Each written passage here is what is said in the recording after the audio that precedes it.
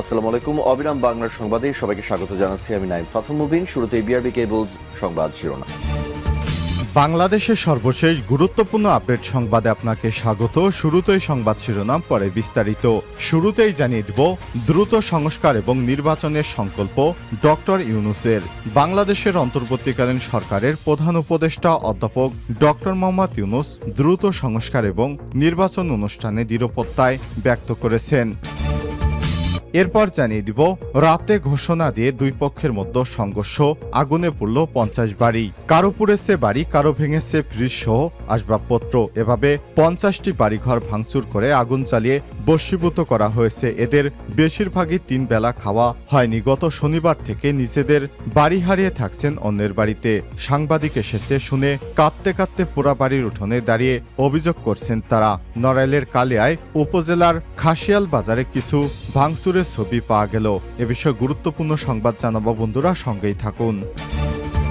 এবারে জানাবো রংপুর বিভাগের বন্যা কবলিত মানুষের পাশে দাঁড়াবে বৈষম্য বিরোধী ছাত্র আন্দোলন। ভারত থেকে তিস্তার বাঁধ খুলে দেয় রংপুরে বন্যা হয়েছে।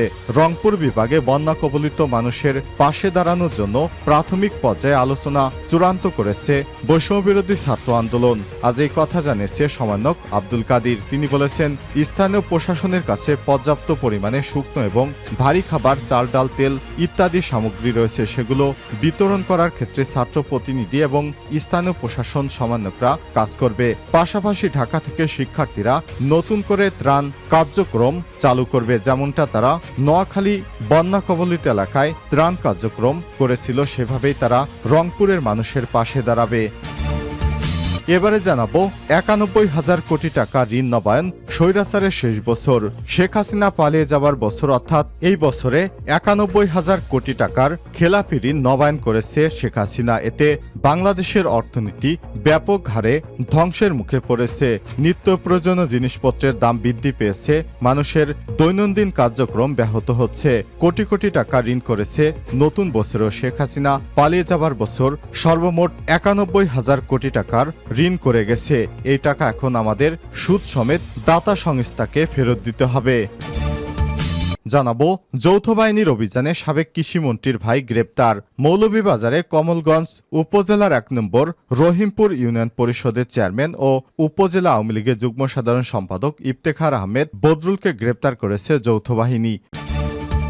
এবং সর্বশেষ জানিয়ে দিব বিএনপির ভাবনায় জাতীয় কাউন্সিল। পরিবর্তিত রাজনৈতিক পরিস্থিতিতে এবার জাতীয় সম্মেলন কাউন্সিল নিয়ে ভাবছে বিএনপি। দলের গঠনতন্ত্র অনুযায়ী প্রতি 3 বছর পর পর সম্মেলনের মাধ্যমে কেন্দ্রীয় নির্বাহী কমিটি নির্বাচন হওয়ার কথা। তবে প্রায় 9 বছরেও কাউন্সিল করতে পারেনি দলটি। তৎকালীন ক্ষমতাসীন আওয়ামী লীগ দল ক্ষমতায় থাকার ফলে বিএনপির নেতাকর্মীরা কোনোরকম মিটিং করার সাহস পায়নি। তারা মিটিং করতে গেলে আওয়ামী লীগের নেতাকর্মীরা হামলা করতেন।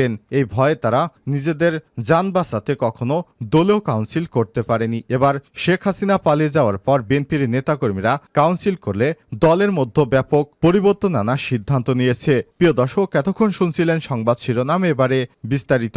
তবে তার আগে বন্ধুরা অনুরোধ থাকবে এই সংবাদটিতে একটি লাইক দিন। এই চ্যানেলে আপনি নতুন হয়ে থাকলে আমাদের সংবাদটি দেখতে দেখতে চ্যানেলটি সাবস্ক্রাইব করে রাখুন। কমেন্ট করে আপনার মূল্যবান মতামত জানিয়ে দিন বন্ধুরা, আপনি বিশ্বের কোন দেশ থেকে বা বাংলাদেশের কোন স্থান থেকে আমাদের সংবাদটি দেখছেন এবং শুনছেন। এবারে বিস্তারিত।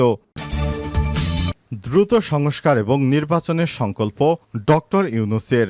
বাংলাদেশের অন্তর্বর্তীকালীন সরকারের প্রধান উপদেষ্টা অধ্যাপক ডক্টর মোহাম্মদ ইউনূস দ্রুত সংস্কার এবং নির্বাচন অনুষ্ঠানে দৃঢ়প্রত্যয় ব্যক্ত করেছেন। প্রফেসর ইউনূস নিউ ইয়র্কে টোকিও ভিত্তিক নিউজ আউটলেট এনএসকে ওয়ার্ল্ডের সাথে এক সাক্ষাৎকারে সব প্রত্যয় ব্যক্ত করেছেন। ডক্টর ইউনূস জাতিসংঘ সাধারণ পরিষদে যোগ দিতে নিউ ইয়র্ক সফরের গৃহীত এ সাক্ষাৎকার ভিত্তিক রিপোর্টটি আজ প্রকাশিত হয়েছে। টানা 15 বছরের বেশি সময় ক্ষমতায় থাকার পর গত 5 আগস্ট ছাত্র জনতার গণ অভ্যুত্থানের মুখে প্রধানমন্ত্রীর পদ থেকে শেখ হাসিনা পালিয়ে ভারতে আশ্রয় নেয়ার পর ডক্টর ইউনূস অন্তর্বর্তীকালীন সরকারের প্রধান উপদেষ্টার দায়িত্ব গ্রহণ করেছেন। ডক্টর ইউনূস গ্রামীণ ব্যাংকের প্রতিষ্ঠাতা এই ব্যাংকটির সুবিধাবঞ্চিত ব্যক্তিদের বিনা জমানতে ক্ষুদ্র ঋণ দিয়ে থাকেন তিনি এই ব্যাংক 2006 সালে নোবেল শান্তি পুরস্কার জিতেছেন। সাক্ষাৎকারে ডক্টর ইউনূস বলেন, অন্তর্বর্তীকালীন সরকারের কাজ হচ্ছে যত দ্রুত সম্ভব সংস্কার করা এবং সরকার প্রস্তুত হলেই নির্বাচন অনুষ্ঠান গ্রহণ করা। তিনি বলেন, ব্যর্থতা এমন কিছু নয় যা আমরা মেনে নিতে পারি। হাসিনা সরকারের পতনের প্রধান ভূমিকা পালনকারী ছাত্রদের উল্লেখ করে ডক্টর ইউনূস বলেন, তরুণেরা তাদের জীবন দিয়েছে। তিনি এই ঘটনাকে বিপ্লব নামে অভিহিত করেছেন। তিনি নীতি নির্ধারণে তরুণ প্রজন্মকে অন্তর্ভুক্ত করার বিষয়ে তার অবস্থানের ইঙ্গিত দেন। প্রধান উপদেষ্টা বলেন, এই সংকটময় সময়ে বাংলাদেশ তার সবচেয়ে বড় দাতা জাপানের কাছ থেকে সহায়তার অপেক্ষায় রয়েছে। রাতে ঘোষণা দিয়ে সংঘর্ষে জড়ায় দুই পক্ষ। আগুনে পুড়ল 50 বাড়ি। কারো পুড়েছে বাড়ি, কারো ভেঙেছে ফ্রিজ, আসবাবপত্র, বাড়িঘর, সমস্ত কিছু হারিয়ে অনেকেই এখন দেউলিয়ার পথে। এদের বেশিরভাগই 3 বেলা খাওয়া হয়নি। গত শনিবার থেকে নিজেদের বাড়ি হারিয়ে থাকছেন অন্যের বাড়িতে। সাংবাদিক এসেছে শুনে কাঁদতে কাঁদতে পোড়া বাড়ির উঠানেই দাঁড়িয়ে অভিযোগ করছেন তারা। নড়াইলের কালিয়া উপজেলার খাসিয়াল বাজারে কিছু ভাঙচুরের ছবি পাওয়া গেল। বাজারের পাশে জাফর বিশ্বাসের বাড়ির কয়েকটি ঘর পুড়িয়ে দেওয়া হয়েছে।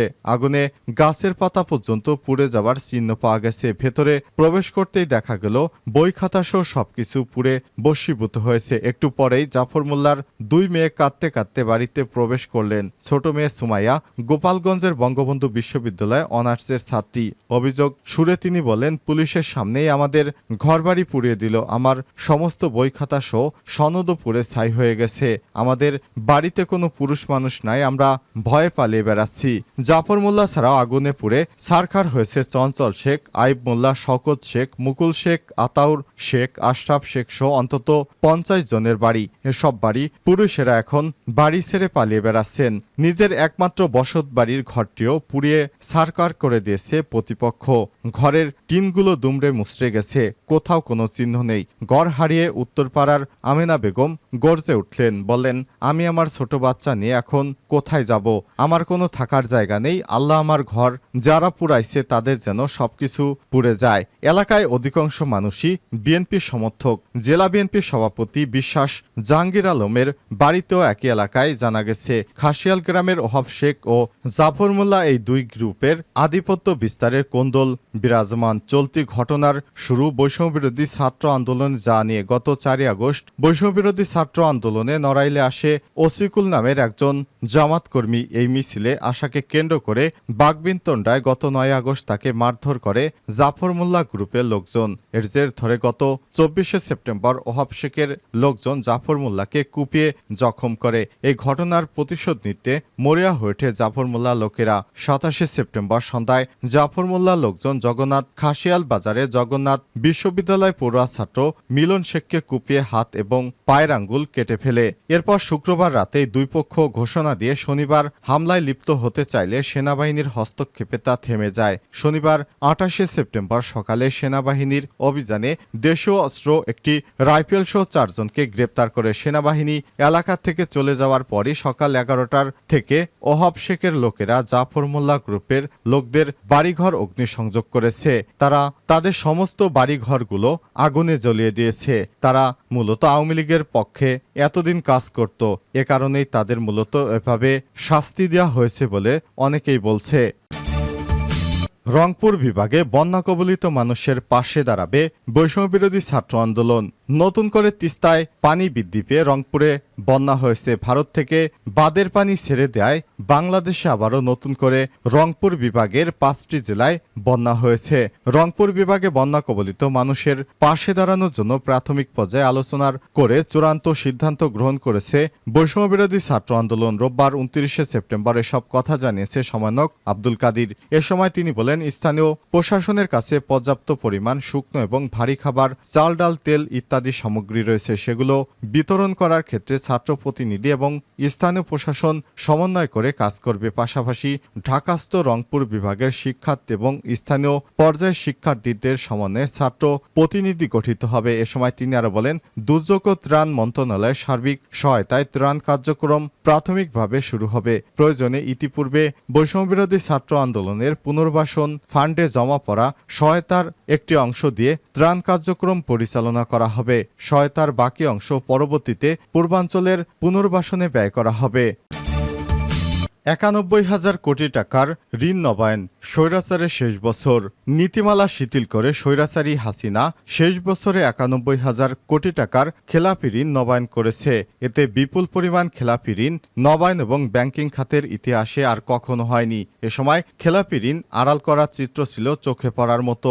S Alam, Beximco, NASA group সহ হাসিনা সরকারের প্রধান অর্থের যোগানদাতা ব্যবসায়ীদের পূর্ণ নিয়ন্ত্রণে ছিল বাংলাদেশ ব্যাংকের উপর। তারা যখন ইচ্ছে সেভাবেই তারা নগদ টাকা ব্যাংক থেকে তুলে নিত। তাতে কোনো ব্যাংকই বাধা দিত না, বরঞ্চ বাংলাদেশ ব্যাংককে বাধ্য করা হয়েছিল এ সমস্ত ব্যবসায়ীদের হাতে দেশের জনগণের হাজার হাজার কোটি টাকা তুলে দিতে। ব্যবসায়ী গ্রুপগুলো গর্ব করে বলতো তাদের তদবিরে গভর্নর এবং ডেপুটি গভর্নর নিয়োগ দেওয়া হয়েছে, আর এ কারণেই তাদের ইচ্ছে অনুযায়ী নীতিমালা শিথিল করত বাংলাদেশ ব্যাংকের কিছু শীর্ষ পর্যায়ের কর্মকর্তারা। বাংলাদেশ ব্যাংকের সংশ্লিষ্টরা জানিয়েছেন, ব্যাংক খাতে কলঙ্ক এস আলম, তার পিএসসি আকিজউদ্দিন, বেক্সিমকো ও নাসা গ্রুপ সহ বেশ কয়েকটি ব্যবসায়ী গ্রুপকে বাঁচাতে আওয়ামী লীগ সরকারের আমলে চুক্তিভিত্তিক নিয়োগ পাওয়া একজন ডেপুটি গভর্নর সহ বেশ কয়েকজন উচ্চ পর্যায়ের কর্মকর্তারা সবসময় তৎপর থাকতেন এস আলম, আকিজউদ্দিনের বিরুদ্ধে যেন কোনো প্রকার পদক্ষেপ না নেওয়া হয় সেজন্য বাংলাদেশের আর্থিক গোয়েন্দা ইউনিট বিএফআইউর কিছু কর্মকর্তাকে রীতিমতো ধমক দেওয়া হয়েছে বলে সংশ্লিষ্ট সূত্র থেকে জানা গেছে। সংশ্লিষ্ট সূত্র জানিয়েছে, গত ৫ই আগস্টের পর স্বৈরাচারী শেখ হাসিনা দেশ থেকে পালিয়ে গেলেও ব্যাংক খাত, বিশেষ করে বাংলাদেশ ব্যাংকের মতোই স্বৈরাচারের দোসরেরা এখনো ঘাপটি মেরে বসে আছে। কোন বিভাগে কি ধরনের কাজ হচ্ছে তা নিয়ে তারা সার্বক্ষণিক তদারকি করে থাকেন। এদের দ্রুত বাংলাদেশ ব্যাংক থেকে সরাতে না পারলে ব্যাংকের লুটেরাদের বিরুদ্ধে কঠোর কোনো পদক্ষেপ নেওয়া সম্ভব হবে না বলে জানিয়েছেন। গতকাল বাংলাদেশ ব্যাংক থেকে প্রকাশিত আর্থিক স্থিতিশীলতা প্রতিবেদন থেকে দেখা গিয়েছে, গত বছর শেষে ব্যাংক খাতে পুনঃতফসিলকৃত ঋণের স্থিতি দাঁড়িয়েছে ২,৮৮,৫৪০ কোটি টাকা, যা ব্যাংকগুলোর বিতরণকৃত মোট ঋণের 18.75%।